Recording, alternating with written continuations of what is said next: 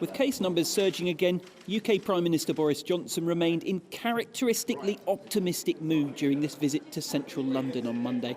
The incidence that we're seeing in the cases really sort of corresponds to pretty much where we thought we were. And to be frank, I think the slightly lower numbers that we'd seen, didn't really reflect where we thought the disease was likely to go. So I think these numbers are realistic. Need they have been this high, though? 22,961 confirmed cases in a single day on Sunday, after nearly 16,000 unreported ones from previous weeks were added to the count. Ministers blame an IT glitch and say it was a one-off.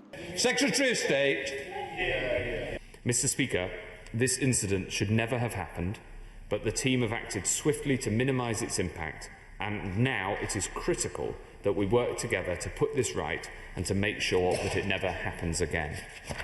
The NHS COVID-19 app. It is yet another stumble by a government that can't seem to stop tripping up in the eyes of its critics.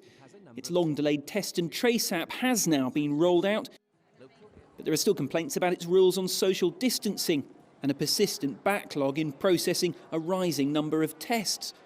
It's the latest in a number of failings of the commercial system that's been set up. So we see that the number of tests being performed isn't sufficient. We see that the number of people being traced isn't sufficient. And we see the number of people who are isolating isn't sufficient. Officials say close contacts to the missed cases have now been informed they too might be at risk. That means some of them may have been spreading the virus around unknowingly for more than a week. Boris Johnson faces his own Conservative Party for a virtual annual conference this week.